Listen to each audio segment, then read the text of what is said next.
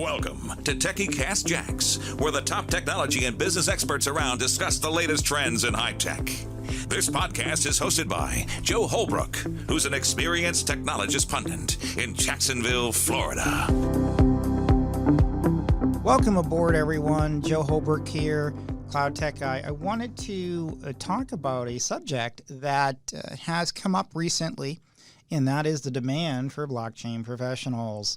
Now, LinkedIn Learning came out with a list of hard skills and soft skills, and the link for the article is, of course, in the description for those that are interested in looking at it. But I want to talk specifically about blockchain. When it comes to blockchain, they are saying, that is LinkedIn Learning, is stating that blockchain is actually the number one hard skill that companies are looking for today. I find that personally quite interesting because the demand for blockchain from a trends perspective has actually gone down quite a bit. So I'm really interested in understanding how they came about with that requirement for blockchain as being the number one skill.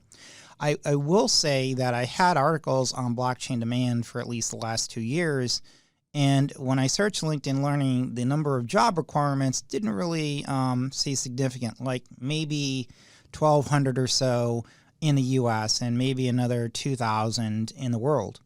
And most of the jobs for blockchain have actually been focused in London, on Toronto, world.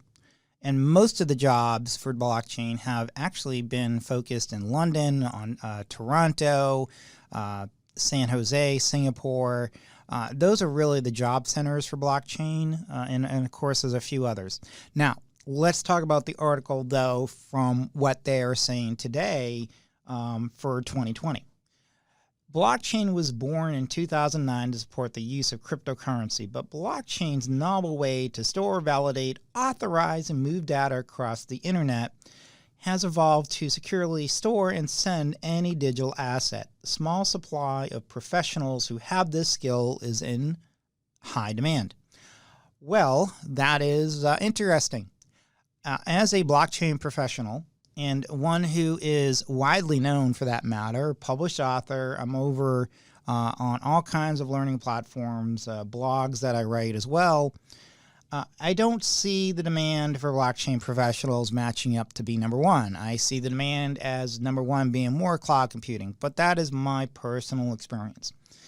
But I find it interesting when I go into LinkedIn and I compare the demand as to what I documented last year. It is probably not even close from what it was last year. And again, I'm not saying LinkedIn Learning is wrong, or, maybe that is nuts. Again, it's about how do they come up with the numbers. And I would find it interesting, is that number, that they're saying to bring blockchain to number one coming only from LinkedIn Learning searches, or is it coming from LinkedIn directly? Because if it's coming from LinkedIn directly, I would highly doubt that that could be correct, because there is no way that folks are looking for blockchain as much as they are cloud computing professionals. That's just my experience. So I'm guessing, and again, they don't show you how they come up with the numbers. It's just what they say. Okay, so let's just say that blockchain is in amazing demand, and you want to become a blockchain professional. Again, the demand is really focused in certain sectors. And if they're looking for blockchain workers for that matter, I should say, or if you're looking for blockchain work, it's mainly developers. And if you have skills that are focused on development that are more cloud native, such as areas such as Java or Golang, or some of the other languages that are also common, like C++, or for example, Solidity, which is, of course, an Ethereum-based development language, then great. You can definitely get a job as a blockchain developer. There is demand for blockchain developers. There just isn't a lot of demand for blockchain architects from what I see.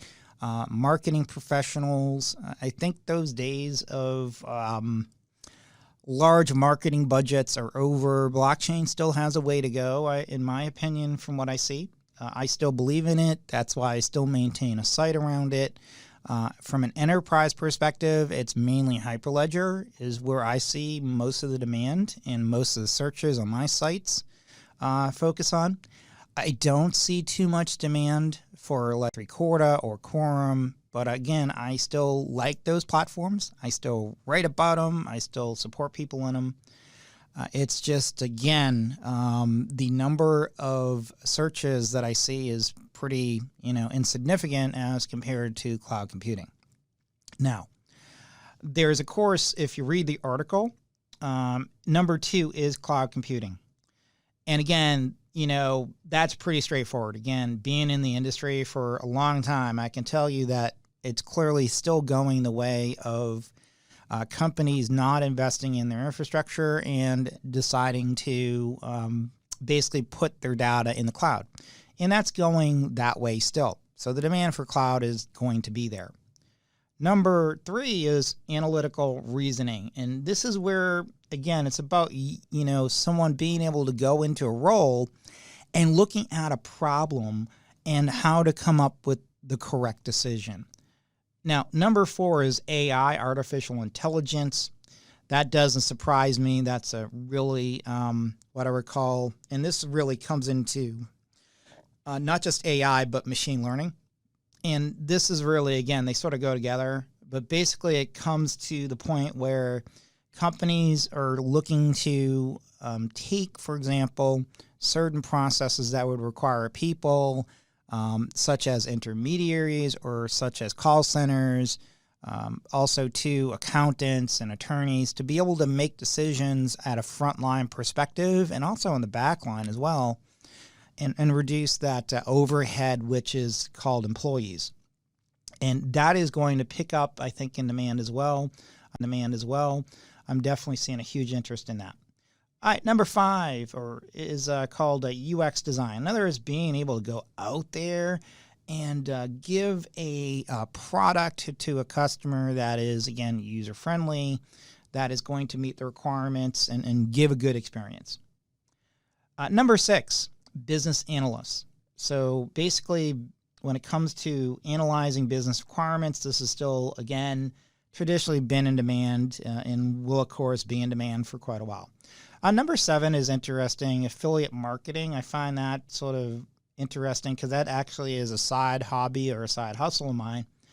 And it is a good way to make some, what I call part-time income. And I do have some blog posts on that, so check out those blog posts as well. And number 8 is sales. Of course, sales is always going to be in demand, no question about it. The reality is that you need people to sell the solutions and to go out there and meet customers, to connect with customers, to sell the story of why the customer should buy your solution. And as a pre-sales architect for many years and a pre-sales engineer, I can tell you right now that demand is ever increasing. Number 9, scientific computing, that is. This is interesting because this is more focused really on MATLAB and Python. And I think that's an area that will really pick up in pace as well. This is really more than just big data. This is taking specific models such as machine learning, neural networks, etc., and being able to apply basically statistics or analytics to these data sets. And number 10, oddly enough, is video production. I was a little surprised by that one. But again, there's always demand for folks that can put together videos. And I know one thing that I can admit is I'm not the best at that. So I could see how there's demand for good people to help with that. Now, let's go ahead and sum up the podcast here with a few things. The first is, do not think that blockchain isn't worth your time. Again, I always believe that blockchain is going to be worth your time as a technical architect, as a developer. Now, you may not work in that field, directly, but you're going to get customers that are going to ask about blockchain.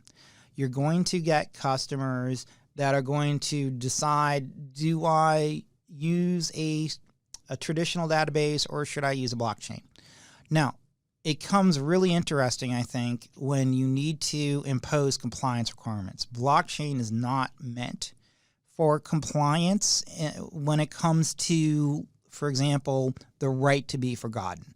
It is meant to attend to compliance in other areas, of course, but there's some areas of compliance that I think there's confusion over. For example, GDPR.